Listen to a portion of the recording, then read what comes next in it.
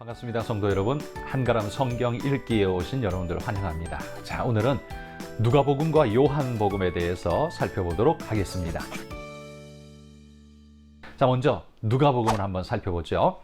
자, 이 누가복음은요, 사도행전과 함께 동일인의 저자가 기록한 책입니다. 그리고 이 두 개의 책은 공이 같은 사람에게로 보내어진 하나의 서신처럼 보이죠. 그걸 두 개로 분책한 듯한 느낌이 있습니다. 자, 이 누가복음과 사도행전의 수신자가 누구냐면 데오빌로요, 이렇게 나옵니다. 그러니까 데오빌로에게 보낸 서신이라는 거죠. 누가복음 1장 3절에도 나오고요, 사도행전 1장 1절에도 나옵니다. 그러니까 이 누가복음과 사도행전은 하나의 책으로서 데오빌로에게 보내졌던 예수님을 소개하는 서신이었다라는 걸 우리가 알 수 있겠죠. 그러면 이 책을 누가 썼느냐? 기독교 초기에 교부들 중에 그 어느 누구도 이 누가복음이 누가에 의해서 기록되었다라는 사실을 의심한 사람이 없었다고 합니다. 그러니까 누구라도 이건 누가의 책이다라고 공히 인정했다라는 거죠. 사도행전에 보면 이 누가라는 사람은요, 사도 바울과 함께 전도 여행에 동참하여서 함께 전도 사역을 했던 그런 뛰어난 순교자 일꾼이었습니다. 사도 바울이 순교할 때까지 그와 함께 했던 인물이었습니다. 골로새서 4장 14절에 보면 바울 사도는 누가를 부를 때 이렇게 불렀습니다. 사랑받는 의원 누가, 이렇게 불러주고 있어요. 그러니까 누가의 직업이 뭐라는 겁니까? 의사였다라는 걸 알 수 있죠. 그도 그럴 것이 누가복음에 보면 그의 기록자 누가가 의사였기 때문에 의학적 언급이 종종 자주 등장하는 것을 보게 됩니다. 그리고 아주 의사답게 디테일한 기록을 남기고 있는 것이 누가복음입니다. 누가가 기록한 이 누가복음의 중심 메시지는 그러면 무엇일까요? 누가복음 19장 10절에 이렇게 말합니다. 인자가 온 것은 잃어버린 자를 찾아 구원하려 함이니라. 누가복음에 있어서 중심 메시지는 여기 인자라고 부르는 이것입니다. 이 인자가 뭐냐 하면 예수님이 자기를 부르실 때, 나타낼 때 쓰인 호칭이 바로 인자였습니다. 자기를 표현할 때 쓰는 호칭이었죠. 그런데 이건 구약에서도 등장하는데요.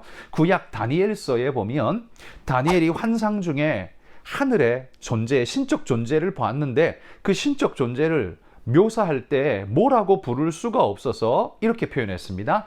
인자 같은 이가, 이렇게 표현했습니다. 그러니까 사람 같아 보이는데 사람이 아닌 신적인 어떤 존재예요.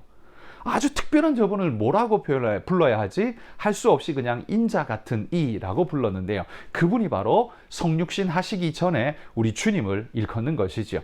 그래서 우리 주님은 이 땅에 오셔서도 당신을 인자라는 표현을 사용하셨습니다. 누가복음은요, 주님의 인성을 강조합니다. 인간으로 오신 하나님, 바로 이 부분을 강조하죠. 마태복음은 왕을 강조했어요. 왜냐하면 히브리인들을 대상으로 썼거든요. 그래서 왕으로 오신 그분을 소개해야 그들이 바로 그분을 믿을 수 있기에 왕으로 묘사되었고요. 마가복음은 로마인을 향해서 썼는데요. 주님을 종으로 묘사함으로써 열심히 섬기시는 그분을 소개함으로써 그들이 주님을 믿고 받기에 거부감 없이 받아들일 수 있도록 기록했습니다. 누가복음은 헬라인을 향해서 기록되어졌는데요. 거기에 예수님은 인자, 인간으로 오신 하나님을 소개해 주고 있습니다. 자, 그러면 이 누가복음은 어떤 특징이 있을까요? 누가복음의 특징 몇 가지를 살펴봅시다. 첫 번째, 누가는 그리스도의 탄생에 대해서 자세하게 기록해 줍니다. 그 어떤 복음서보다도 자세하게 기록합니다. 마가복음과 요한복음서는요, 예수님의 탄생 기사가 없습니다. 그러니까 사역으로 바로 들어가는 공생애부터 기록해주고 있습니다. 그러나 마태복음은 예수님의 탄생 기사를 기록하고 있죠. 그렇지만 단 2장에 끝내고 넘어갑니다만 누가는 길게, 그거보다 몇 배나 길게 예수님의 탄생과 어릴 유년 시절의 모습까지도 우리에게 소개해 주죠. 그래서 자세하게 예수님의 탄생 기사를 설명해 주는 특징이 누가복음입니다. 또한 두 번째, 누가복음은요, 예수님의 족보를 상향식으로 기록하고 있다는 것이 특징입니다. 마태복음에도 예수님의 족보가 나옵니다. 그런데 마태복음에 나오는 족보는 하향식 족보입니다. 아브라함부터 다윗을 거쳐서 예수님에게로 내려오는 바로 그런 족보이죠. 왜 이렇게 기록했을까요? 마태복음의 대상자는 유대인들이기 때문에, 히브리인들이기 때문에 그들에게 예수님은 아브라함의 후손으로 오셨다라는 사실을 강조하기 위해서, 그리고 다윗의 후손 왕으로 오셨다라는 걸 강조하기 위해서 아브라함과 다윗의 자손이라는 것을 강조해 주고 있습니다. 그런데 반대로 누가는요, 예수님에게서부터 거꾸로 상향식으로 하나님에게까지 올라가는 걸 볼 수 있습니다. 이 누가복음의 족보는 상향식으로 하나님을 향하는데요. 왜 이렇게 썼을까요? 그러니까 누가는 사실 헬라인으로서 예수님이 유대인에 국한된 게 아니라 모든 세계인들에게 보내신 우리 하나님의 메시아 구원자라는 사실을 강조하기 위해서, 그들 모두가 다 하나님의 대상 백성이라는 사실을 강조하기 위해서 예수님을 하나님에게서부터 온 분, 그래서 상향식으로 올라가면 하나님, 너희들도 올라가면 하나님, 그래서 우리 모두는 하나님의 한 뿌리 가족인 것을 설명하죠. 그리고 주님이 그렇게 오셨다는 사실을 강조함으로써 남이 아니고 터부시해야 할 게 아니라, 다른 민족이라고 거부해야 할 게 아니라 우리가 받아야 할 우리 주님이다라는 사실을 강조하는 것이죠. 이게 상향식 족보의 특징입니다. 누가복음의 세 번째 특징은요, 마태복음이나 마가복음에 비해서 누가복음은요, 갈릴리 사역을 아주 짧게 기록하고 지나갑니다. 이 누가복음에는요, 단 6장 정도로 갈릴리 사역에 대한 기록을 언급하고 넘어갑니다. 짧죠. 누가가 24장을 썼는데 그 중에 6장밖에 갈릴리 사역이 안 나오면 나머지는 무슨 사역을 썼을까요? 탄생 이야기와 더불어 뒷부분에 유대 사역에 집중적으로 기록하고 있습니다. 갈릴리 사역은 6장으로 짧게 넘어가지만 그렇다고 별것 아니게 넘어간 건 아닙니다. 6장 안에 21개의 기적을 기록함으로써 예수님이 그 땅에서 얼마나 역동적인 사역을 하셨는가를 우리에게 소개해 줍니다. 오히려 유대 지역에서의 사역이 더 길게, 분량으로는 더 길게 기록되었지만 기적은 5개밖에는 기록되어 있지 않고 마지막 주님의 말씀과 비유와 십자가 이야기로 마무리를 짓는 것을 볼 수 있습니다. 그러니까 여러분, 갈릴리 사역이 되게 짧게 쓰여졌지만 압축적으로 많은 기적들을 기록하며 넘어가고 있다. 그러니까 빨리빨리 갈릴리 지역 이야기는 가능한 빨리 이야기하고 넘어가고, 유대 사역의 이야기, 그리고 메시아로 나아가는 십자가 이야기를 하고자 하는 열망이 보여지죠. 그게 누가의 마음 자세였다라는 걸 알 수 있죠. 이게 누가복음의 특징이라는 겁니다. 네 번째는요, 누가복음은 기도와 성령과 여자에 대한 언급이 다른 복음서에 비해서 현저히 많은 복음서입니다. 강조한다는 거죠. 누가복음은 특히 기도를 강조합니다. 누가복음에 보면 예수님이 기도하셨다는 기록이 여러 구절 등장합니다. 뿐만 아니라 예수님이 기도하라는 기도에 대한 가르침을 많이 하셨습니다.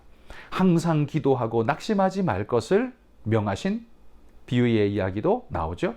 바리새인과 세리가 기도했던 이야기도 등장합니다. 겟세마네 동산에서 제자들이 기도하지 못하고 졸고 잘 때 일어나서 깨어서 기도하라 라고 명령하시는 주님의 말씀도 등장합니다. 누가복음은 기도에 대한 강조를 우리에게 많이 해요. 또한 누가복음은 성령에 대해서도 강조하는데요, 마태, 마가, 요한보다 훨씬 많은 분량의 성령을 강조합니다. 이 마태복음과 같은 내용을 기록했는데요, 누가복음엔 이렇게 기록한 게 있습니다. 너희 천부께서 구하는 자에게 성령을 주시지 않겠느냐. 아들이 떡을 달라는데 누가 돌을 주며 고기 달라는데 누가 뱀을 주겠냐라고 말씀하면서 하신 말씀이죠. 그런데 이 말씀을 마태복음에는 너희 천부께서 구하는 자에게 좋은 것을 주시지 않겠느냐, 이렇게 좋은 것이라는 좀 막연함으로 표현했는데, 누가는요 이걸 성령을 주시지 않겠느냐라고, 그 좋은 것은 바로 성령님이시다 라고 콕 집어서 이야기합니다. 성령을 강조해주는 이야기이죠.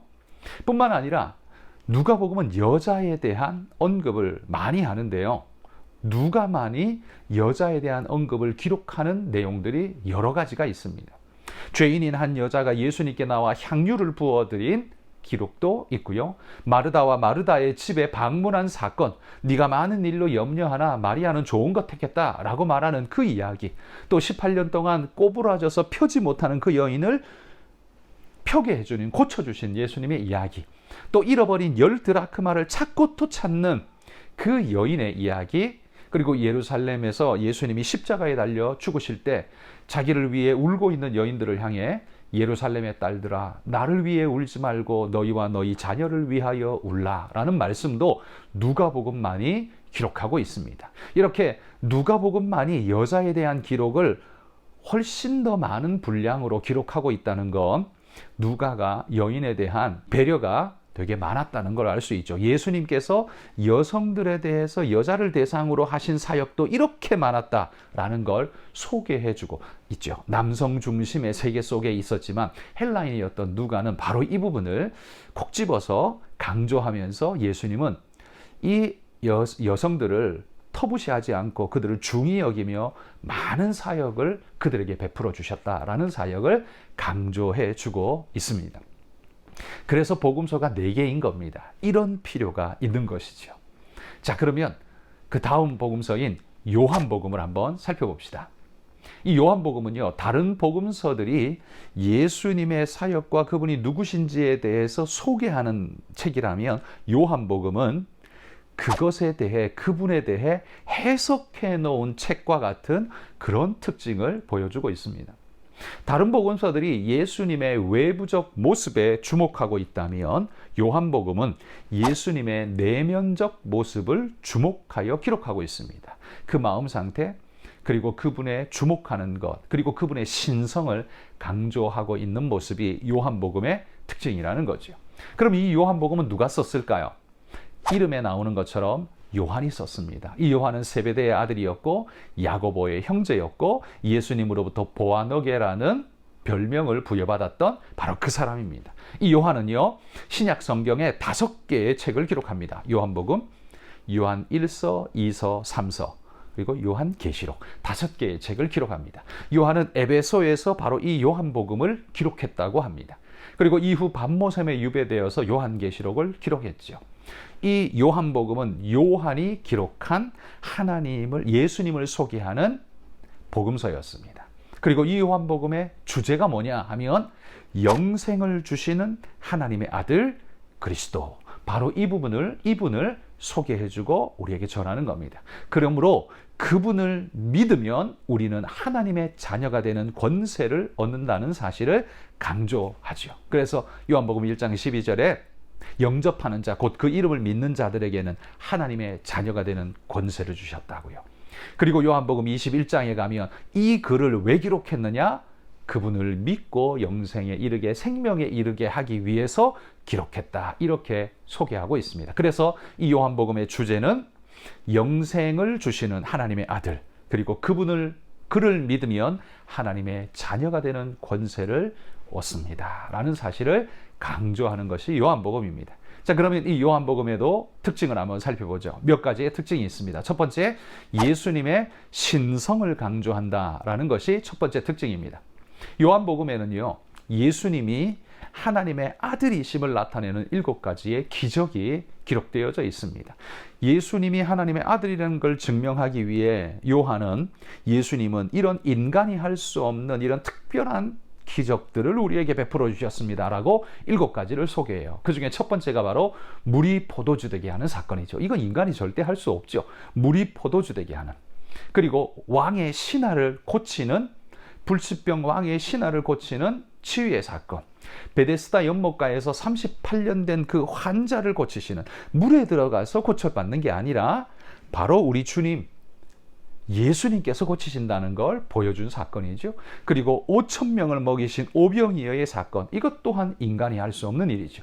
또한 물 위를 걸어오시는 그 사건을 기록함으로써 주님이 단순한 인간이 아니라는 걸 보여주죠. 그리고 소경을 고치는 것, 이 요한복음에 보면 예전부터 보지 못하는 자가 보게 되었다는 걸 나는 들은 적이 없다, 이렇게 표현하거든요. 그러니까 소경이 고침받는 건 이건 절대로 있을 수 없는 일인데 이게 벌어졌다는 게 뭘 말하겠습니까? 그분이 하나님이시라는 사실을 강조하는 거죠. 그리고 이 결정판, 나사로가 죽은 나사로를 살리시는 사건이 바로 이 요한복음에 등장하죠. 그래서 예수님은 죽은 자도 살리신다라는 사실을 명확하게 보여주면서 이 7가지의 사건들을 통해서 예수님을 보는 모든 이들이 주님이 누구신가, 단순한 인간이 아니라 하나님이시다라는 사실을 보게 하는 것이 바로 요한복음의 특징입니다. 자, 요한복음의 두 번째 특징은요, 성령에 대한 교훈과 약속을 많이 담고 있습니다. 특별히 성령을 가리켜서 보혜사라고 부르는 건 요한복음밖에 없습니다. 성령이 누구신가? 그냥 좀 막연한 어떤 영, 이런 정도가 아니라 인격이시며 우리 주님과 함께 사역하시는 하나님의 영이라는 사실을 굉장히 강조하고, 성령의 역사가 우리를 구원케 하고 생명에 이르게 한다는 사실을 그 어느 복음서보다 많이 강조하고 있는 것이 바로 요한복음입니다. 그래서 성령에 대한 큰 말씀과 깨달음을 주는 말씀이 요한복음이라는 거죠. 세 번째 요한복음의 특징에는요, 믿는다라는 표현을 유독이 많이 사용하는 것이 요한복음입니다. 마태복음에 믿는다는 표현은요 9번 나옵니다. 마가복음에는 14번 나오고요, 누가복음에도 9번 나옵니다. 그런데 요한복음에는 85회가 등장합니다. 엄청난 차이이죠. 거의 10배나 되는 많은 수량이 나온다는 거죠. 요한이 스스로 그의 요한복음 20장 31절에 그 서신의 목적을 이렇게 썼습니다. 오직 이것을 기록함은 너희로 예수께서 하나님의 아들 그리스도이심을 믿게 하려 함이요, 또 너희로 믿고 그 이름을 힘입어 생명을 얻게 하려 함이니라. 이걸 내가 왜 기록했는 줄 아느냐?